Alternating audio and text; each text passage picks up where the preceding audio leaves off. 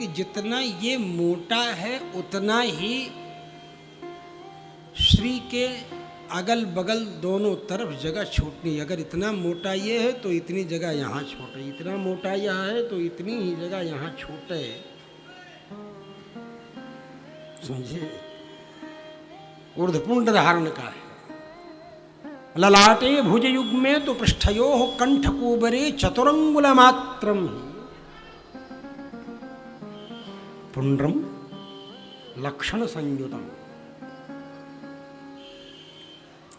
पोत लिए माटी लेकर के उसका मतलब नहीं है, शास्त्र है कि हम जल रखें हाथ की हथेली में तो सफेद मिट्टी, विष्णु चंदन पापघ्न आदि मंत्र हैं उसके, अश्वक्रांति रथक्रांति आदि मंत्र हैं, समुद्र वसनीय देवी, डॉट डॉट फुल स्टॉप समझो। समय नहीं है, बहुत कम समय है, बस केवल इतना बताऊंगा। इन मंत्रों का अनुसंधान करते हुए घिसना चाहिए। घिसने के बाद षटकोण बना करके और उसके मध्य में भगवान नृसिंह का बीजाक्षर मंत्र लिखना चाहिए। विद्यार्थी उसके साथ है गुरु भगवान का भी लिख ले, पढ़ने वाला ऐसे अपनी बुद्धि से। लेकिन विधान जहाँ है वहाँ क्षौ, शास्त्र का विधान है नृसिंह बीज मंत्र, नृसिंह का बीज मंत्र लिखना और फिर उसको अभिमंत्रित करना, और फिर इदम विष्णुर्विचक्रमे त्रेधा निदधे पदम आदि मंत्र जो है उससे चलाना, उसको घोटना। उसको इदम विष्णुर्विचक्रमे से ही क्यों मेरे मन में आया, ऐसा क्यों महर्षि कह रहे हैं?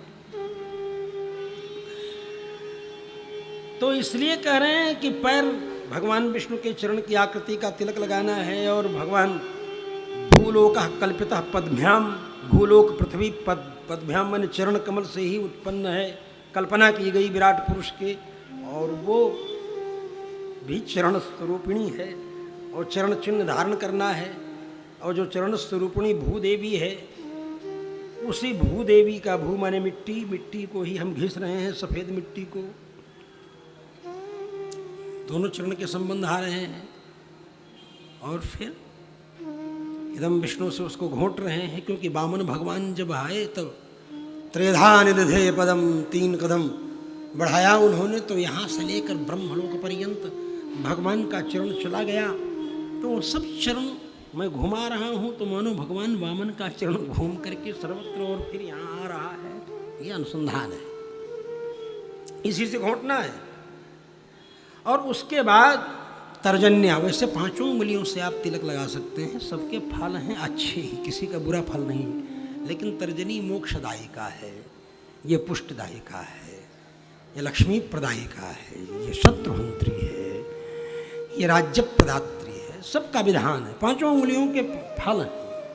किसी का भी, हमारे जितने भी श्री संप्रदाय के कार्य हैं वे समस्त कार्य वेद शास्त्र के द्वारा नट बोल्ट से टाइट हैं, मेरे यहाँ मनमाना नहीं है। यही तो हमारी विशेषता है। जितना मैथमेटिक्स से बिल्कुल परफेक्ट शो होने वाला अगर कोई संप्रदाय है तो श्री संप्रदाय है। और इसीलिए चारों संप्रदायों में सर्वप्रथम परिगणित है श्री ब्रह्म रुद्र सनकाश चत्वार संप्रदाय, श्री संप्रदाय। हमारी प्रथम आचार्य श्री है। श्री स्तनाभरणम तेज श्री रंगे शयमाश्रये, वो उनके भी आचार्य हैं। भगवान रंगनाथ रंगनायकी के हैं। ये अनुसंधान है, और यही श्रीमद् भागवत महापुराण के अंश अंश में आपको मिलेगा, 1-2 जगह नहीं मिलेगा। जहां आप जाएंगे वहीं मिलेगा। आप कितना भी कपड़ा फाड़ें फेंकें करें, उससे कुछ नहीं होगा। जो श्रीमद् भागवत पुराण कह रहा है कि सतयुग के प्राणी भी कलयुग में जन्म लेना चाहते हैं।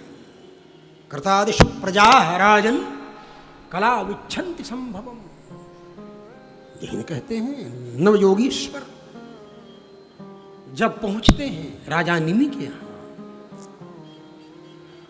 जब संवाद होता है, तत्रापि दुर्लभम मन्ये वैकुंठ प्रिय दर्शनम की चर्चा होती है। श्रीमद् भागवत महापुराण 11 स्कंध में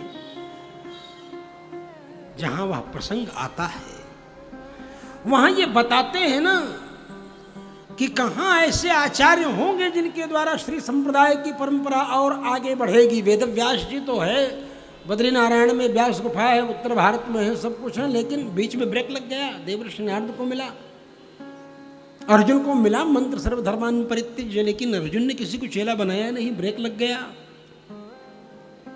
कहाँ से पुनः ये परंपरा चलती है, कहाँ से चलेगी? कलयुग में कहाँ से ये काम आगे बढ़ेगा, ये सूत्र आगे बढ़ेगा? भगवान रामानुजाचार्य के हजार वर्ष पहले से। अरे 5000 वर्ष तो कलयुग लगे हुआ, और भगवान 5000 कुछ वर्ष, 10 वर्ष 12 वर्ष 15 वर्ष, इतना नहीं गणित हमको याद है, लेकिन हाँ इतना है, 5 वर्ष 5000 वर्ष तो बीत गए ना, कम से कम। इससे ज़्यादा ही बीते हैं, गणना कर लें। युगाब्द आप देखते हैं पंचांग में प्रतिवर्ष, इतने तो बीत गए। और श्री षठकोप स्वामी जी का अवतार भगवान श्री कृष्णचंद्र जी के श्री दिव्य धाम पधारने के 40वें दिन हो गया। 39 दिन बीते, 40वें दिन का जन्म हो गया षठकोप स्वामी का। और जब जन्म हुआ तो ये सोचने लगे, अरे वैसा भागा कि मैं 39 दिन पहले नहीं आया। 39 दिन पहले आया होता तो श्री कृष्ण का दर्शन हो जाता।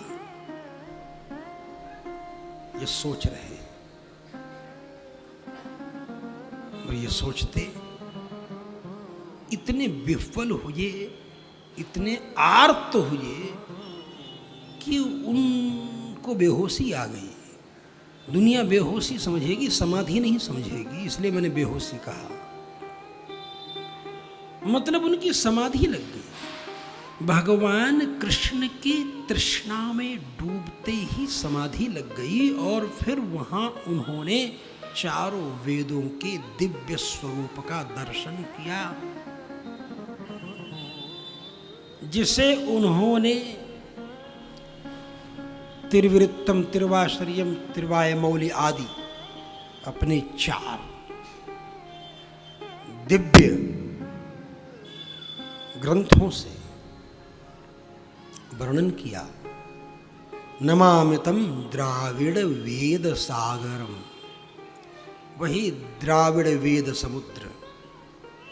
तो संस्कृत वेद, द्रविड़ वेद, ये दोनों उभय वेद हैं, और उभय वेदांत है, और उभय वेदांत प्रवर्तकाचार्य हमारे आचार्य हैं, और उभय विभूति नायक, मतलब इस संसार के भी समस्त वैभवों को और वैकुंठ के भी समस्त वैभवों को देने वाले हैं।